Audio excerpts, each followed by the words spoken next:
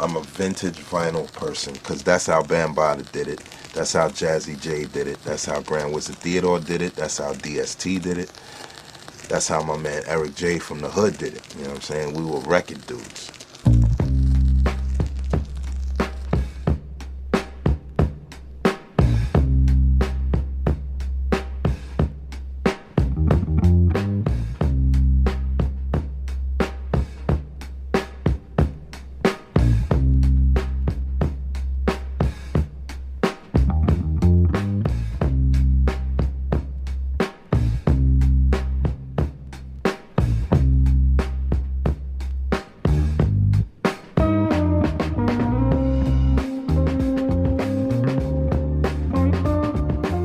From New York, I started digging in the Bronx, you know what I'm saying, on White Plains Road. My father, as a kid, always had me on White Plains Road, you know what I'm saying, in the Bronx, and there was a record shop called Brad's, you know what I'm saying, that he used to take me to. Then Tony Ryan, and New Look, Moody's.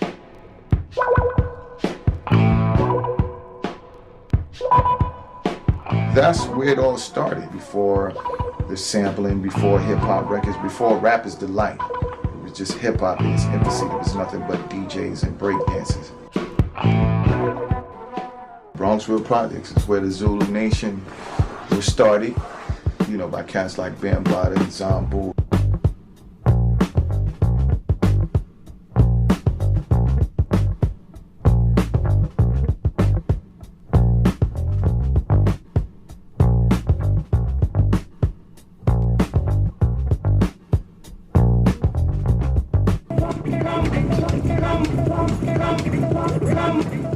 On this side of the Bronx, Zulus was running things, you know what I'm saying? Basically, it was Bambaataa, Zulu Nation, Jazzy J, Red Alert, Africa Islam. Being that Bambaataa was from our project, there was a time where searching for beats and digging in the crates was a part of the culture with the whole projects. It was something that we all did. Bam's the master of records. He opened our eyes to a whole new world, man, of breakbeats, man. When we would go to the jams, we just stood there just trying to see if we can name every beat that Bambaataa or whoever was DJing put on. Even if he gave you the name of the record, you still probably couldn't find it. And if we heard a new beat, you know, we set out on a journey as children, 13, 14 years old, to go find this beat. He hits me in the head with beats that from different countries, like from Israel or some country he may have went to. Jimi Hendrix, Elvis,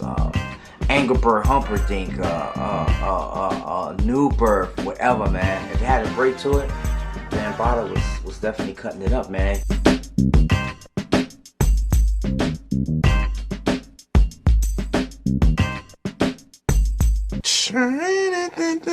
Rap first started out, it was all about the DJ. What beats did you have that no one else had? Grandmaster Flash, Fantastic Five, Cold Crush Brothers, Funky 4+1 More, The Crash Crew. Grandmaster Flash is the one that created a backspin. That's when you play a record and you backspin the record back to the part that you want. Grand Wizard Theodore, who I give all the props to as far as inventing scratching. Holding the record, holding the crossfader, and scratching the record back and forth and back while the other record is playing. If it wasn't for him, I wouldn't be here. A lot of these DJs wouldn't be doing what they're doing. I was uptown there, White Plains Road. I was near Breakout. I was down with Breakout in the Funky 4. And I was Breakout record boy. When I was in 7th grade and I heard Hurt, and you know, he had Clark Kent, his beat-boying form. That basically changed my life, because I had never seen nothing or heard nothing like that. If I'm not mistaken, it was Kool Herc playing records one after each other. I'm not sure if he had two of each record or whatever. I think by the time Breakout and all the rest of them came out, it was where you bought two of the same records. The first record I ever cut was like Freedom, the song called Get Up and Dance, you know what I'm saying? And it was like the ultimate break beat. The break beat used to be like the beginning of the record was just be a drum, or the part where like come on and get down, whatever, and then to just be the bass line.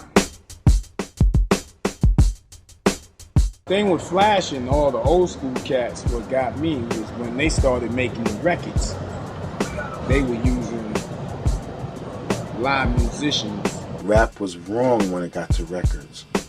You know, it was bands playing cover. It was like karaoke before karaoke. It was terrible. Couldn't figure out why the Cold Crush never put down what they was doing on the streets on wax. The Sugar Hill Band playing fucking I Can't Stop. Then you had the Pee Wee Dances, all these synthetic records, and then sampling came out and just took over. Rap changed from the live band to sort of stuff that rappers delight, stuff like that was done by like a Sugar Hill Band. People were tired of this synthetic thing. They wanted the live drums, the live bass guitar, with that old sound to it. I was like, wow, how could I bring that aspect that I was brought up in hip hop off of? How could I bring that to the wax?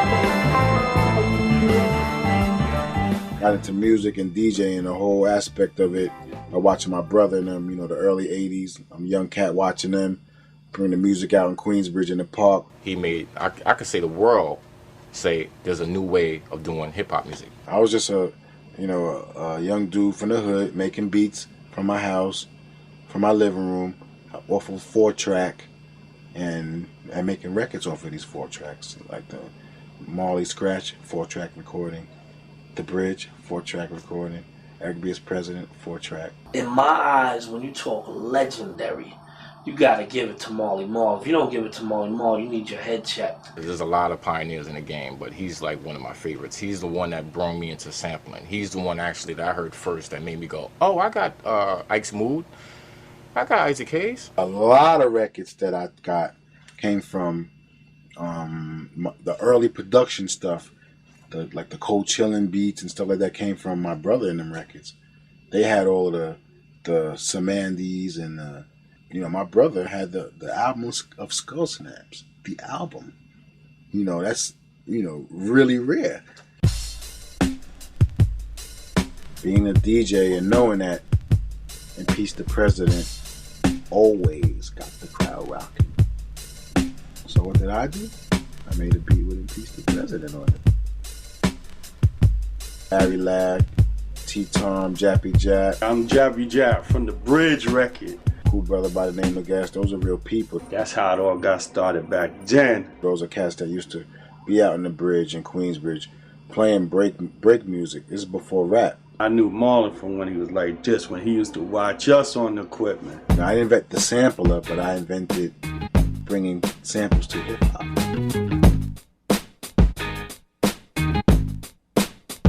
I had made a mistake and put the snare, John Davis and the Monster Orchestra, the snare from I Can't Stop, that's what it was. I actually went in by mistake and I had another beat playing and I started playing that snare along with the track. And niggas sampled the kick and the snare in that. And take that and manipulate it and make it into a beat and then use a sample, you know what I'm saying? And which made it sound really funky. Oh shit, I can make my own beats out of people's drum sounds off of a record. That's phenomenal. It was Mr. Magic's crew because he was Sir Juice. If you get the early tapes, you had WBLS, the station with the juice. That was Mr. Magic. He was the juice. Loved Big Daddy Kane. Loved Cool G Rap. Loved Biz Markie. Loved Master Ace. Loved Roxanne Shante. Loved MC Shan. Dimples D was the first Juice Crew member. She was it was me and her first. It was just a strong entity of hip hop. They were a strong group. After Dimples D, she went her way and did her thing. I think that's when Shan and Shantae came. They were like the 80s Wu-Tang. And then I met Biz, and Biz was opening up with Shantae and Shan, being their beatbox while they do their freestyle. So it just came from there. The Juice Crew was Mr. Magic's crew.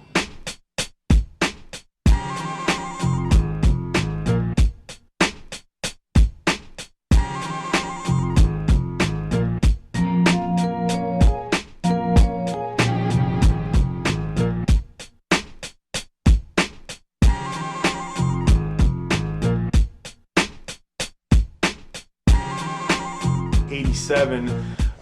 We used to go up to New York to buy records, and I was telling my boy, I was like, yo, I'm gonna get one of those drum machines Mantronix has on his album cover. And it was a 909, a Roland 909, and sure enough, we were walking by, and there it was, right in the camera shop in the window, a Roland 909, and I was like, I'm buying it. We had the EMU emulator, but it only had 1 second. So in order to loop something, we would put it on the turntable, turn off the speed, and just throw the turntable really fast, sample it, and then play it on a low octave. I used to loop tape up.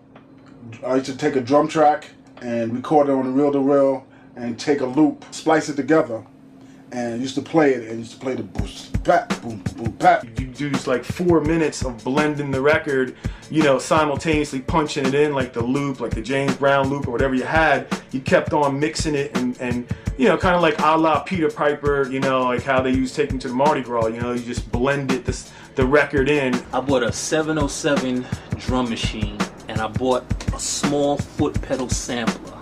It was no MIDI, had one input, one output, and couldn't even save the sample. You had to catch it on the fly and hope for the best.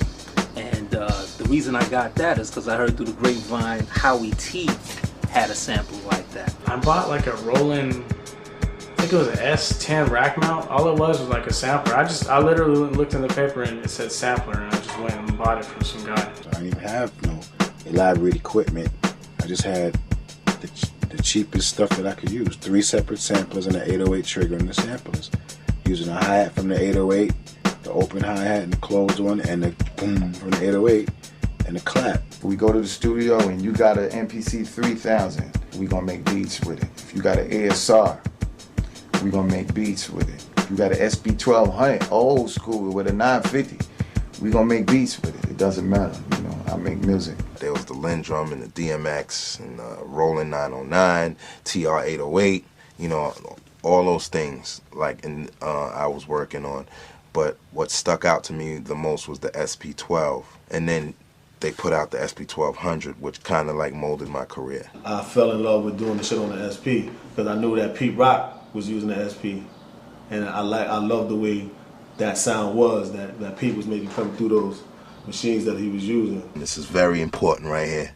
You know what I'm saying? This drum machine right here. This is the original color. It's so original that it down to this button has broken. You know, you can't even use 8 pads, I gotta use 7. I don't even have the use of this.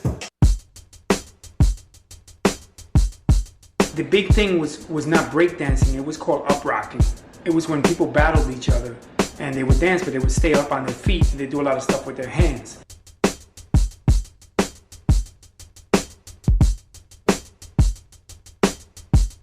The biggest uprock record ever is Give It Up or Turn It Loose by James Brown. James Brown, he brought the funk, man. He brought the funk. When I started sampling, you know, I know that any James Brown loop or anything you was going to use was going to be a hit. The Big Payback, you know, Funky President. James has so many funky joints. He had to be everybody's single biggest influence. A lot of people say that I'm the one that put James Brown back on the map by sampling him and bringing him back to life.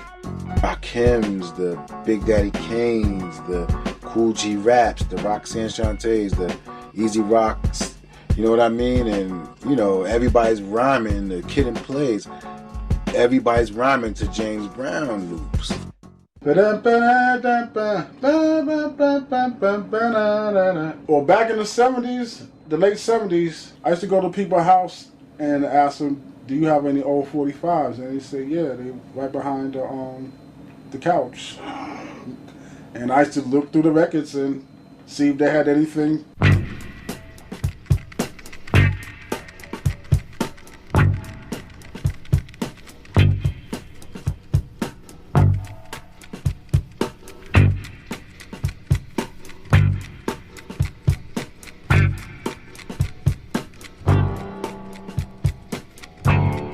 Grooves are wider on 45, so it wouldn't jump. And since there's only 7-inch of friction on the platter, it's, you know, rather than a 12-inch friction on the platter, it used to slide back kind of fast, and I used to catch stuff, and that was kind of nice. Just the idea that he was using 45s, and, you know, he must have had a vast collection of 45s. I was broke. back, you know, it was easy to buy if a record came on 45 and it had the break part. You know, the break part was long enough on the 45. I'll buy 2 45s before I would buy 2 albums of it. Like Marley Marl, I look at 45 King the same way. Like, you know, they definitely have a certain element about them that they've had in their whole career that, you know, you can't really find that out of anybody. He was like maybe another level above Marley, I have to say, in the way he did his music. Like Marley started it all with the funky hip hop and taking kicks and snares from records, but 45 King took it to a next level. This has been crazy fly between me and him because he's a real true pioneer. He's a real dude that laid the smack down. The first beat I did was in 1984, I guess. My father put it out. He has a certain number of beats, like to this day I don't know where the hell he got them from. Like he's one of the only producers I can say that about, like, yo, I don't know where the fuck he found that. He reminded me of like a one-man band type of feel, you know what I'm saying? Like just the way the records that he would have, and the drums, how he did his drums, you know what I'm saying? The certain old school feel he had. Early diggers would just like look for the regular break on a James Brown record, but they might not use the guy squealing all over the place, you know what I'm saying? But like 45 King and Bomb Squad were the first to use dissonance. He never gimmicked over or switched over or tried to compete and get into this mainstream circuit. That whole Pure Righteousness record by Lakim was like a big influence on me. The 45 King with the fruit on it presents, that shit was nuts. I loved his early stuff, all the Chill Rob stuff, the Lakim Shabazz stuff. The 45 Kingdom, he has this beat on there called Get Funky. It's just like some organ shit. I don't know where he got that from to this day. Like, I'm looking for that record. If he sees this, let me know what that record is, because that shit was crazy. Rarely I listen to a whole record, but that's if I'm like kind of tapped out and stuff. But I just skim through a record, try to hear a groove. I was like, I'm about to use this record for real.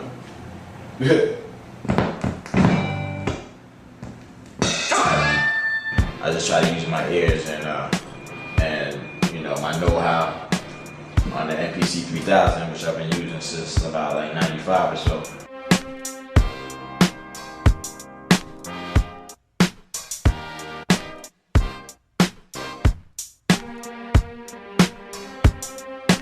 We all remember the first time we heard Check Out My Melody and, you know, Eric B's for President. It's like, wow. Eric B is President and My Melody. I played all the music.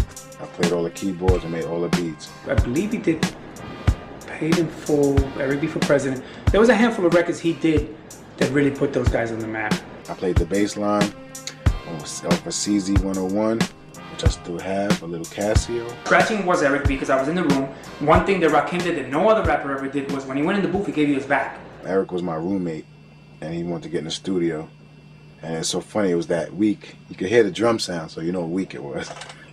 It was the week that I made The Bridge, the week that I made Make the Music With Your Mouth Biz, the week that I made Super Kids. He wrote those babies right in the studio, man. He wrote them right in the studio. Since I lived in a project and didn't have to pay electric, I would keep my samplers on all night. And if somebody was going in the studio, I would just go over there and make a beat, and that was the sound of the week. And in my opinion, the two greatest vocalists, KRS-One and Rakim. I'm talking about full, from the studio to the radio. Not just a guy that can rhyme off the cuff. A guy that you would hear him in the studio and it was like magic in front of you. People really thought I was using James Brown when I made Eric B as president. But I wasn't. I was using Impeach the President. And the way I played the sample was a James Brown feel. Got you.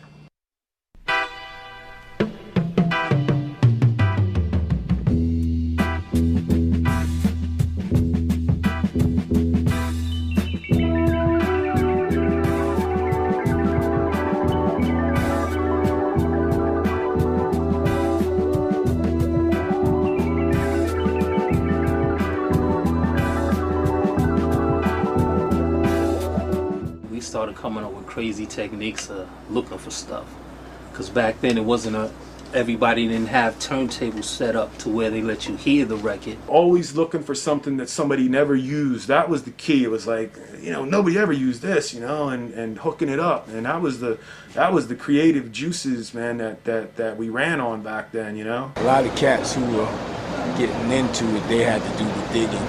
I knew the beats. And once in a while I go sound digging. And a lot of times you didn't even let them know what you were looking for or what you were doing. You were simply trying to get a whole bunch of records for like little or no money. My thing was just finding a kick in the snare or a clean piano stab or something to use on the record, so I just go down and dig for sounds. That was my thing, and I'll just make a beat. I didn't have to have a beat from a record. That wasn't my strength as a producer.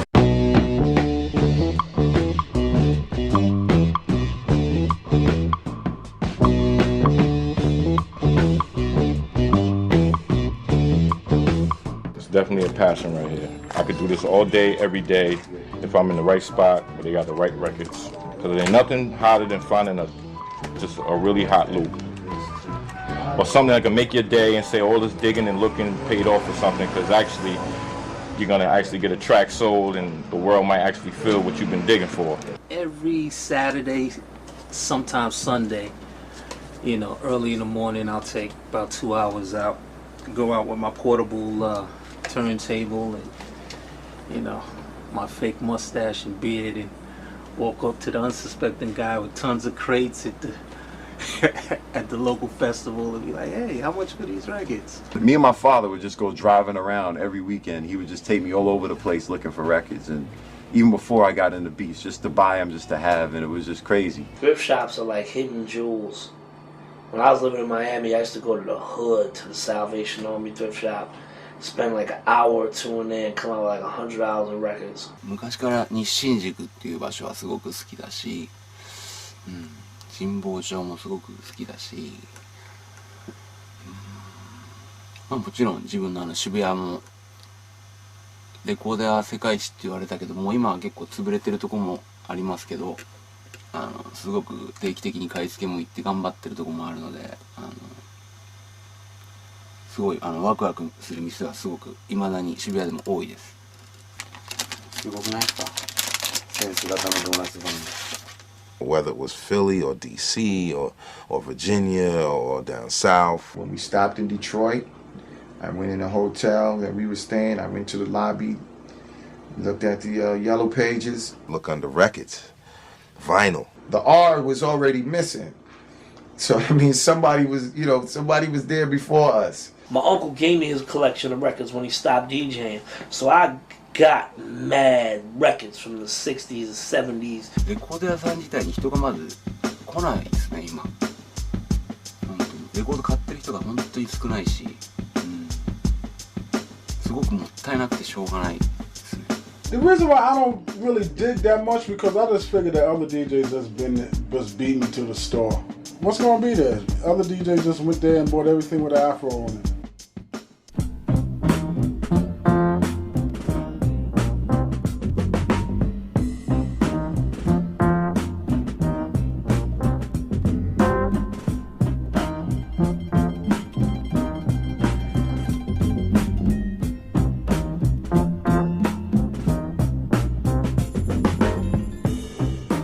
Robodoc was initially my love for Cliff Noble's The Horse, because it's got that funky, like dum dum dum dum dum dum. I just thought that was so funky. And the story was about me, and it was a true story versus some of the stuff we would hear that were fictitious. And he speaks about when I would need records, I would steal them. And that was when I was a really young kid growing up in Hell's Kitchen. Downstairs Records was on 42nd Street or 40th Street in the train. And when I needed, back then it were 45s, there were no 12 inches when I was DJing. So I would go in the store and I would end up stuffing 45s in my jacket. And that's what he talks about in the record. That's a true story. I've seen a few records in here that I did. I worked with the whole First Priority Music family. I worked with Milk, I worked with Light, I worked with Paz. I worked with Diamond D. As him as a producer, I engineered a project he did for Edo G and the Bulldogs.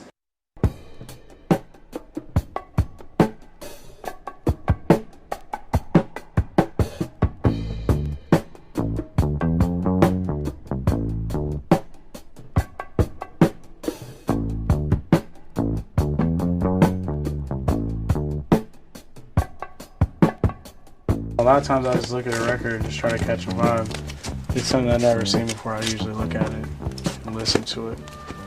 Just because you're just not sure what it is. And then sometimes I'll go back to records I've looked at a million times and just never listened to. Whatever I'm in the mood for, when I'm digging, I have a beat in my head and I see a record and it has these sounds, I know I could chop them, you know, and take them home and, you know, make what I'm looking for. I'll probably more than likely hit the jazz, then try to find the soul and the rock and the funk. I think everybody starts trying to, you know, use the funky kind of records, and then you start thinking that you gotta start buying all this wild European shit. And I think I'm past that phase now. Now I'm just back to the basic shit.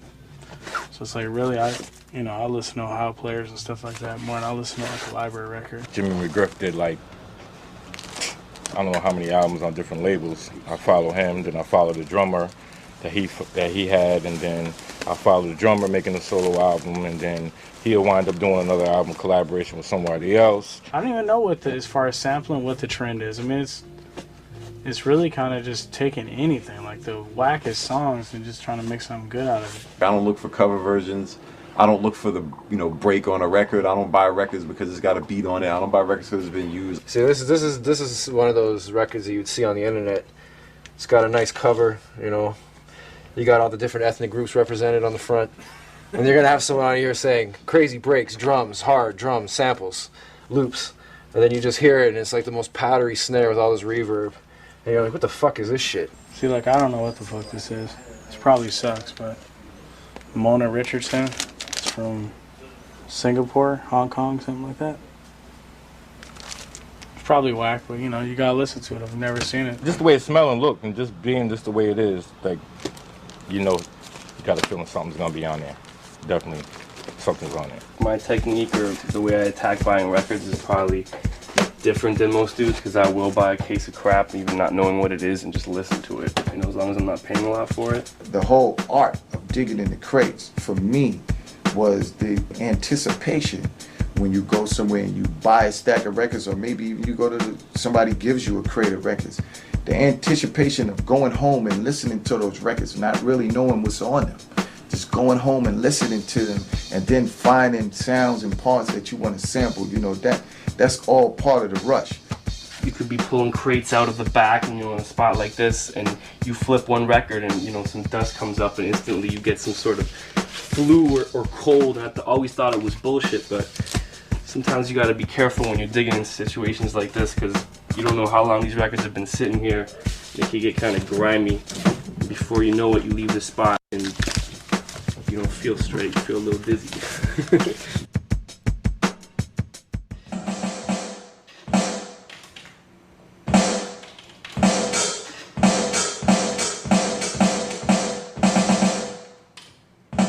Whether it's an open snare, like in the beginning of a song, like from the snare roll to like a vocal sample or groove, I can almost always find something on a record.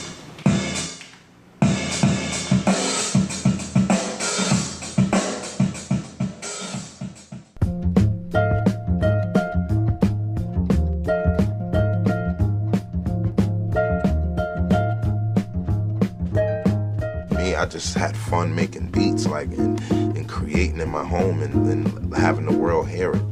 I wanted to do beats in a way where I can have my own identity and not sound like anyone else. Yeah, Jimi Hendrix label right here. A lot of music from like Curtis McKnight, Jimi Hendrix. That was oh, bring that back. That was fucking nuts.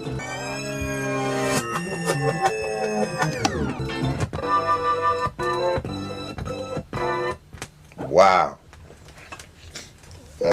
Cause I hear my own drums to this shit. You ever seen that before? I doubt it very much. Soundtracks is another key of good music you're gonna find on a movie soundtrack. You know what I'm saying? Especially an old black cinema 70s record. Take a look, because if you're a digger, you might find it, but if you're not, you'll never find it. Sometimes they don't always have to be black, as you can see. You know what I'm saying? As long as it's from that era, In the 70s, it could be Bruce Lee-ish, all that. It's just funk music. You'd be rushing on the internet to your fucking record website. You think you're gonna find this shit. You ain't gonna find this shit. And that label always turned me on, Polydor. You can see the back and the front, and you still won't find it.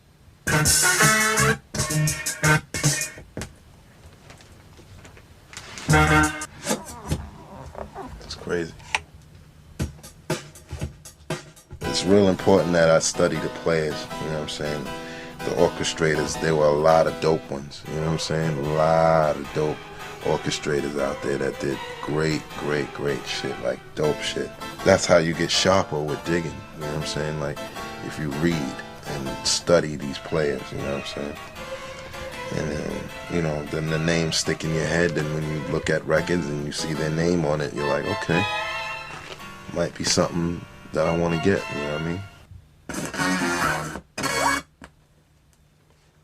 I think about kick snares, I think about shit that I got, that I've heard, that I'm like, oh, I better go back to that and tap that up, you know what I'm saying? I don't really use major artists, you know, I don't really sample from like a major artist, you know what I'm saying? That's, you asking for trouble. I had a thing where I was using horns a lot, and it was like a signature sound, like if you heard a horn in a Pete Rock beat, you knew it was Pete Rock. Shut 'Em Down remix, House of Pain remix, Das Effects. It's crazy. Horns is dope. Him and Q-Tip are the two who made me want to do music. You know, and I always wanted to sound like Pete. I first met Pete Rock right in this room. You know, we was at a Heavy D session. I think we was doing the song Girls They Love Me. One of his DJs had got into a car accident, and they needed a fill-in, so my cousin Heavy was like, yo, you know, I got somebody who's real nice. My cousin's dope, my cousin's dope. My first night on BLS was like 1987. I was 15 years old. Pete was shy. Pete was a very different person from what he, you know, became. You know, he was very, you know, very different. He was laid back. You know, he was like a home guy, you know, homebody guy. He had his girlfriend. I remember everything. He's really making beats, and he was really putting in work in his basement. We started making demos. I got with a guy named Corey Penn, you know what I'm saying, who I went to high school with, who actually gave him the name CL Smooth. I used to listen to a lot of P-Rock and CL Smooth.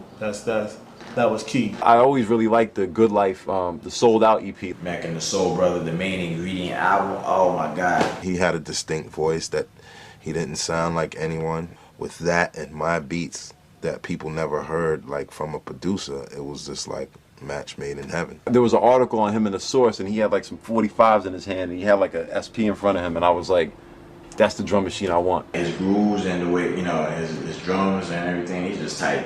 He's super dope. That shit was so elaborate, you know what I mean? Like, he put like 10 fucking records in a beat. I thought it was all one record because the shit was so seamless. Making them harmonize, all these changes, like that shit is extremely difficult. Mixing shit together and putting it in key, like he's got a great ear for that kind of shit. As far as putting records together, I don't know if anybody's fucked with Pete Rock and that, you know, just that facet of it. It's all on how you do it. No matter, you don't own, no one owns any samples, you know what I'm saying? But if you do it in a way different from how the next person did it, and it's dope, then you're dope. Even if I'm just home chilling and I just get the feeling that I want to go out and dig for records, I'm up and I'm out of here, you know what I'm saying? Whether it's taking a flight somewhere or just being in my own town. I try to go to Japan at least once a year. Japan like has everything, you know what I'm saying? From 12 inches, from rap 12 inches, from R&B 12 inches, from jazz, soul, and rock records. They have it all over there, you know what I'm saying? And yeah, I always go over there and just spend a shitload of money and come back with boxes of shit.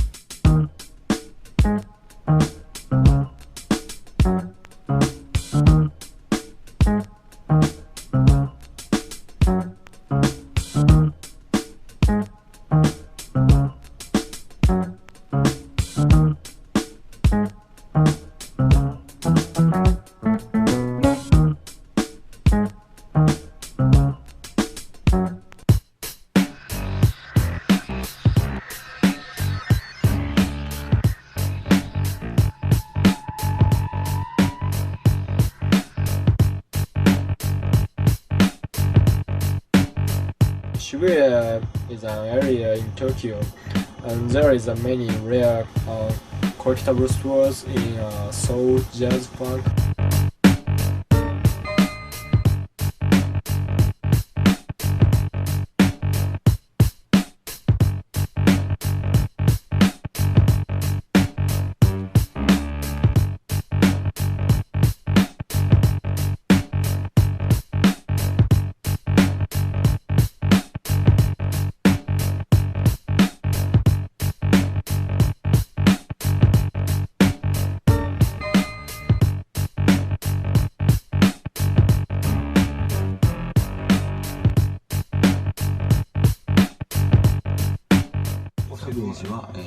今年でおかげさまで10年目なんですけど、頑張って路面店を出したいです。そういうレコード屋さんに関してはもう儲けとか考えたら多分商売できないですね今。He dropped his mix CD called King of Digging. Digimoro is the king of digging in Japan because nobody beats him. He does it first. He's pioneer. 94、5年だったと思うんですけど、やっぱりブレイクスでした。その頃、世界的に見ても多分やってる人がそういうのをミックステープというパッケージで売り出してる人がいなくて、それでまあクラッシュでずっとやってきてたんで、人と同じことはするなというか、新しいことは常になんかこうやっていく姿勢みたいなところすごく自分の目標だったりもしたんで、そういうところでそのブレイクスっていう作品は誰もやってなかったんでやりましたね。一番ねネタもコンパイルしたような。My favorite.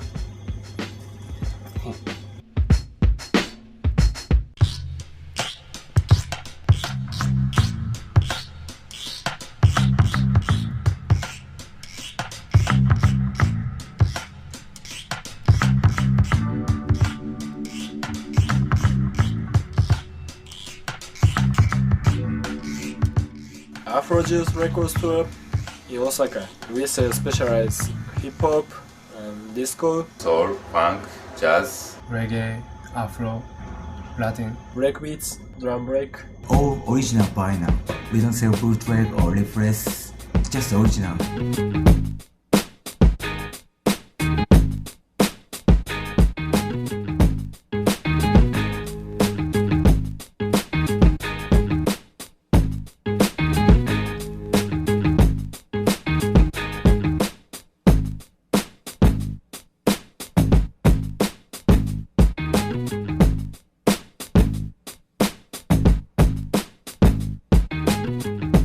People like Beatdawg, Marimo, Lord Finesse, Raj Professor, Rachel Smith, Madlib, J-Rock, DJ Shadow, Mr. Wood and LVD for beat miners. Peanut Butter,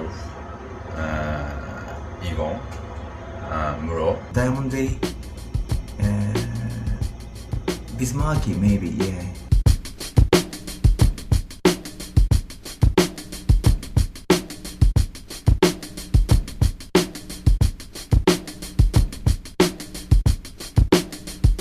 Recently, we go to America quite often, but before, we go to Europe to buy records also, like England, Germany, and Spain, and Italy. All around the States and Canada, and Toronto and Montreal. To find good records is getting harder and harder, especially in a big city. I like Austin show because many dealers comes there. I went to a record fair in Georgia.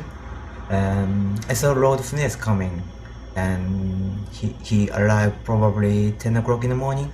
Yeah, he just took airplane in the morning, and he just arrived, and he told me everything was cheaper than New York. So, and it's getting harder to find good records in New York in a reasonable price. This is a Japanese record guidebook. Here's many used records to on this book in all around Japan. This is a e-work machine. It's only available in Japan. Put the record which you want to make it straight. Put down here in the center. close it, shut it, and put the heat on about 2 hours.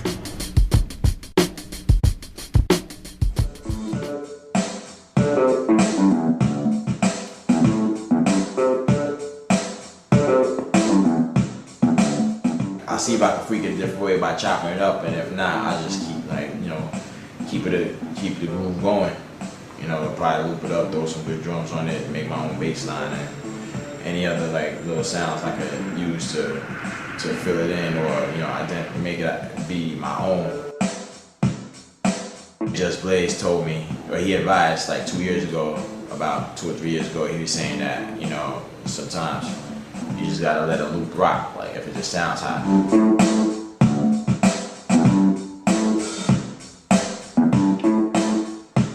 I always felt a loop, doing loops is just too easy. I felt like I was kind of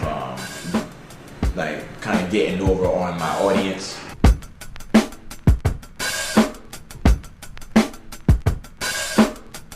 Me and Scott, we went back way before the whole rap professional thing. We grew up together, his block, my block. Used to compete a lot. Then he was working at the shelter where he met Chris. They had no outlet musically, so they would come over and it was the same thing. They have a record, they give it to me, and I'll hook it up. KRS-One, D9, Miss Melody, a crew of, it was a crew of them.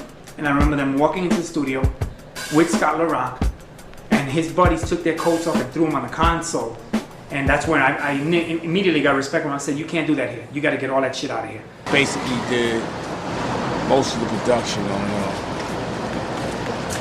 their first album, Criminal Minded, with all about 3 or 4 songs that they did in the 8-track studio. Some of it was initially tracked at some guy's place in the Bronx, and you can kind of hear it in the quality. You can hear it's kind of rough. Joints they did was South Bronx,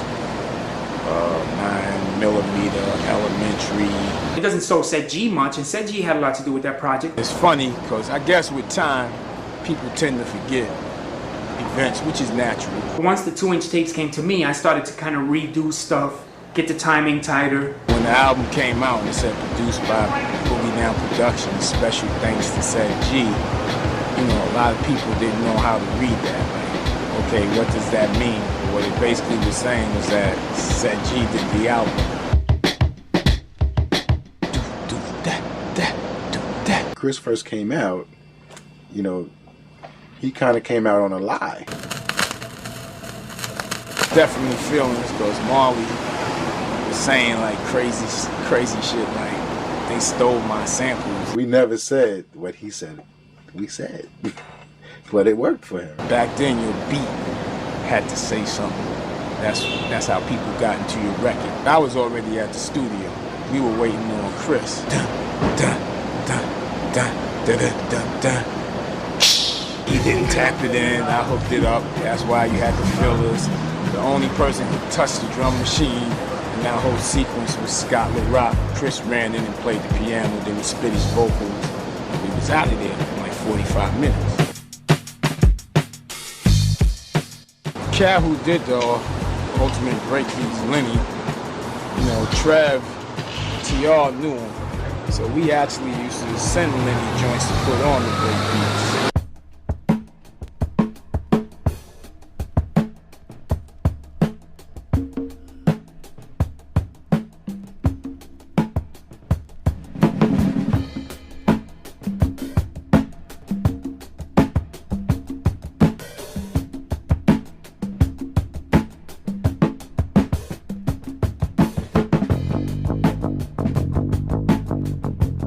Every time a new volume came out, it was you rushed to the studio to see, who could get it out there first. It's kind of cheating to me.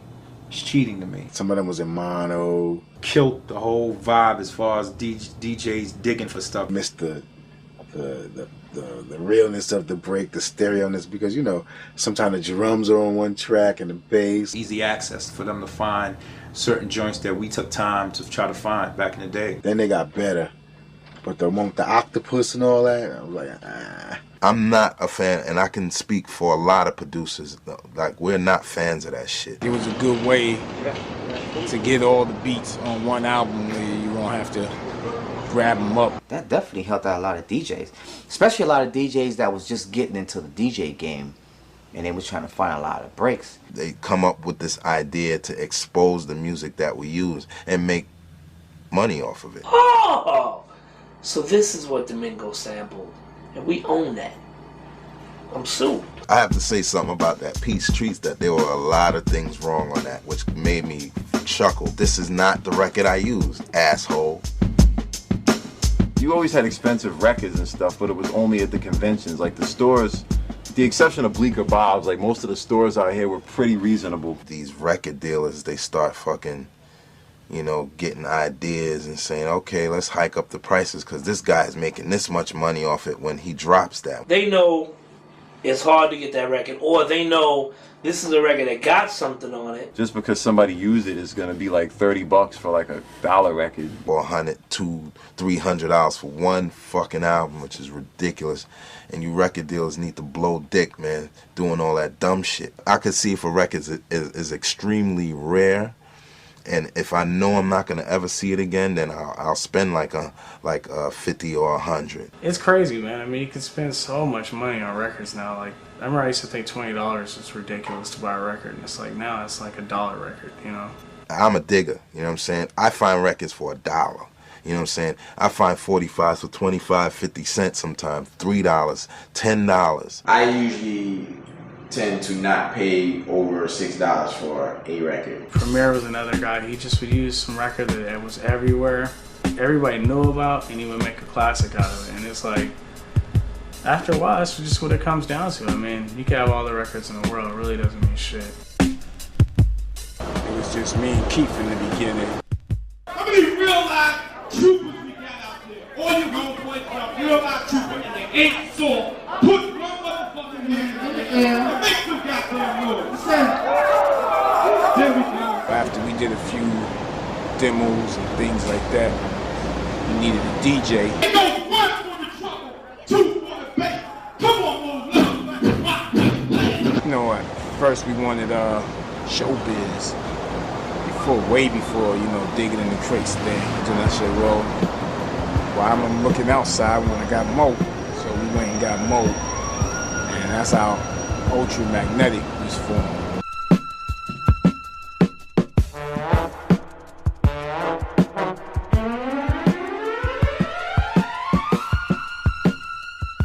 Their stuff was incredible, you know what I'm saying?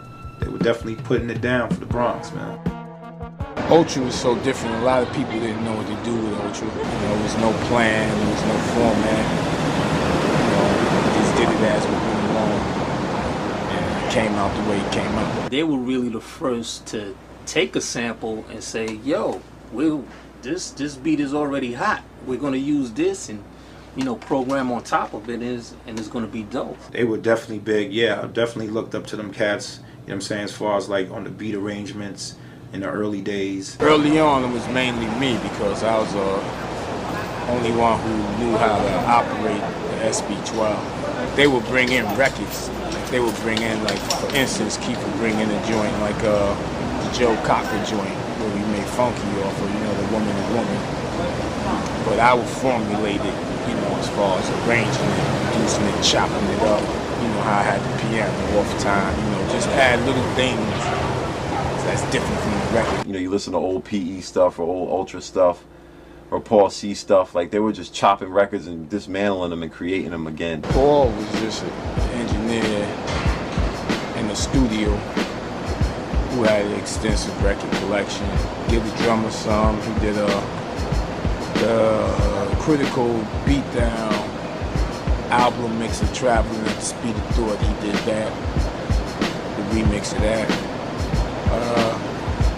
And you know, he was just like basically like another part of the group.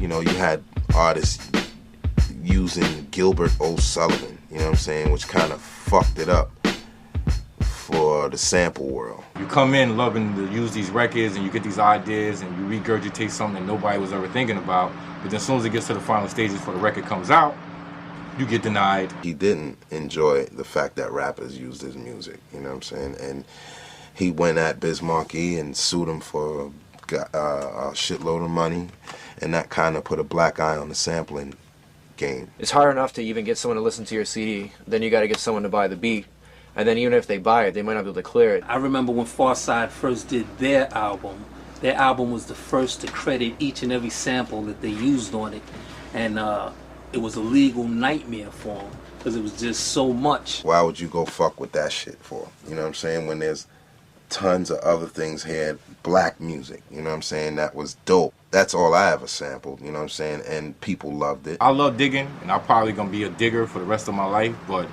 I'm not sampling no more to make no records, unless, especially if it's like on, let's say, a major label. I just use so much obscure shit. I'm like, man, they ain't never gonna find out. Fuck it. I was on the Pretty Tony album, a Ghostface, and you know, we did a song called It's Over, and it was a David Porter replay, and you know, 1,000 people hit me up saying, yo, I like the way you flipped that sample, yo, I never heard nobody. I didn't sample it. It's all replayed, everything. If I would have sampled it, Ghostface wouldn't have never dropped his album. There's more creative ways to cover up the sample and, you know, make sure the sample police don't catch you. You do a record with a sample and you see all that money go down the toilet and you're like, yo, I gotta do an alternative to this. I think it ultimately has a negative effect on hip-hop because people aren't doing what they just want to do naturally, you know, which is use records and sample like the way it used to be. So the trick is to somehow still make it you and make it yourself and have that same vibe. I can't use that snare, I can't use this loop because it's going to cost this, it's going to be taken off my publishing end, and like, I understand and respect it, but I don't like it. Hip-hop wasn't brought up that way. Hip-hop evolved through sampling. If you can't clear sample, hey, you can still do something funky. You know, it's a million records right here. You know what I'm saying? The majority of them probably have something really great on it. But when it comes down to dealing with the publishers and just the owners, it's just, they're not really supporting hip-hop. They're really not supporting hip-hop. I'd like to know what era that somebody could say that I ever had a ghost producer. I'm a producer, I'm a DJ, I cut, I scratch. Off the record, on the record, whatever how you want to take it, Marley Marl never jerked me. Now with the cold chilling stuff, the only artist I used to collabo like twice would be maybe Kane. Yo, I got an ill guitar that I was writing to. I mean, I get comments about it all day long, you know what I'm saying? You know, I don't know nothing about the Juice Crew thing. I'm damn sure couldn't be no artist talking about that I had ghost producers in cold chilling era. I will admit that you have to actually sometimes fall back on some things to get in the game. What, I didn't do the scratches on Nobody Beats the Biz? That's their situation, but as far as my situation, I'm still cool with the brother, I still go see him. When I had a dirty version of a record of my African music today from my brother's Dusty Crate, and I said, Biz, could you go get me a clearer version of that? Oh yeah, I'll go talk to my man in the Bronx. That don't mean he produced it because he went and got the clear version. He went and got the clear version for me to loop. Thank you, now it's your record. You did what you had to do. There was a guy named Trouble T. Roy. His name was Troy Dixon. And he was like a real close, you know, we called him family. He was so close, you know, we lived on the same block. The whole Mount Vernon posse in effect, you know what I'm saying? My man Dio, Heavy D, Trouble T. Roy, rest in peace. I love you. He was part of Heavy D and the Boys, man, and he passed away in like 87, 88, and it hurt the whole community. He did Front Door in my house, you know what I'm saying? He also did a 12-inch called Think. He actually did a remix to Think in my home as well. And, you know, I did some beats over his house, you know what I'm saying? And one of the beats was the Vamos Rapar you hear on the Main Source album. He knew about the Tom Scott record before me. I give him that. I made that beat with these two hands right here, you know what I'm saying? No question about it. He would say things like, yo, oh, that horn was hot, or, you know, and then one time we were in a record store and I pulled the record up. And I said, oh, what's this? Da-da-da. And he was like, oh, that's da-da-da-da-da-da. But I made that. Was down in my basement one day playing that record. It kind of like, it touched me in a strange way, you know what I'm saying? And I'm like, wow, no one used this part of the record, or no one touched that. Why didn't they do that? You know what I'm saying? I'm bugging like, damn, they didn't hear that? You know what I'm saying? So I put it together. Even if large professors out there saying that, you know what I'm saying? Be honest, dog. You wouldn't have made that beat like that. You know what I'm saying? The way I did it, like, I don't think so. The way I made the drum pattern, the way I filtered the bass line, not to take nothing away from him, because he made a lot of good beats as well, but Pete Rock did his thing on that. Trust me, I made that song with my heart and soul. If you've been a pioneer DJ for over 20 years, man, and you've been lugging records, you know, you've been lugging records practically all your life, you know, I think Serato is pretty refreshing. I use Serato now. If I can have two of things, and then if I make up a beat, I can play it at a party immediately. I don't have to press up records. Purists hate to hear that, but it really makes life a lot easier. I'd rather deal with a record skipping than something totally freezing on me in a party. You know what I'm saying? And that has happened. I've seen it happen. If I out to the party and I just have one crate of Rag 8 records, and I get there and it's an all R&B crowd, it's a wrap. Nothing against Serato. I think that's a great new invention, and the CDJs now, they have that scratching, but if you can tell, you see how I get down. You know what I'm saying? I'm the turntable and there's vinyl. You gotta come up with your own style. You know, it's cool to draw influence from a lot of the greats, but you know, find your own little area where you do something better than everybody else. That used to be part of the fun of it, to actually do something that was dope, that was still unique. I'm in the record stores and I hear them come in there and like, oh, you know, either they're looking at what you're getting or, yo, tell me what's hot. Yo, Marley, the way you chopped up so-and-so song. And they'll say the name of the record. It's so incredible. It's like, it changed my life, man. Show me what album has this and that. No, you go find that on your own. Dude, what record did I use that on? Because I really don't give a fuck. If I sampled it, I used it, it's on disc, I probably don't got the record no more. To be unique was the sought after thing at that time. It wasn't about, oh, well, this guy used that kick and that snare, so I'm gonna get that kick and snare or that sample. It was like, nah, dude did that already, I'm gonna do this. It's all about what you do with them anyway, man. It ain't about the records you got. I'm not gonna go digging for a record that Tribe Called Quest used 10 years ago, and I got 4 copies. I'm not gonna do that. With $500 in 24 hours, you can have some rare records on MP3 format and Fruity Loops and kind of jump in. Everybody's trying to do like, you know, I make 100 beats a month or some bullshit. It's like, if you make 5, you know, quality, you know, records a month, that's good. Everyone I know is making beats. It's pretty insane, actually. You can't just pick up a laptop or pick up a drum machine, and because you could get a couple of sounds and then make everything fall in place. All of a sudden, you're a fucking producer. Not how it goes. Now that JD's gone, somebody should come and improve upon what he did instead of just biting him. That shit pisses me off, hearing a lot of these clones just straight up biting Dilla with the hand claps and the off-stuttery kicks and drums, and that's cool and all, but you're not going to be as good as Dilla, so just let it go. Always found different things, you know what I'm saying? Like, that's what made him dope. Like, you know, he was a digger. If I'm somewhere and I'm hearing some hot shit on the record, all right, I'll buy it. But I'm not going to Singapore for records. I'll go for some ass first.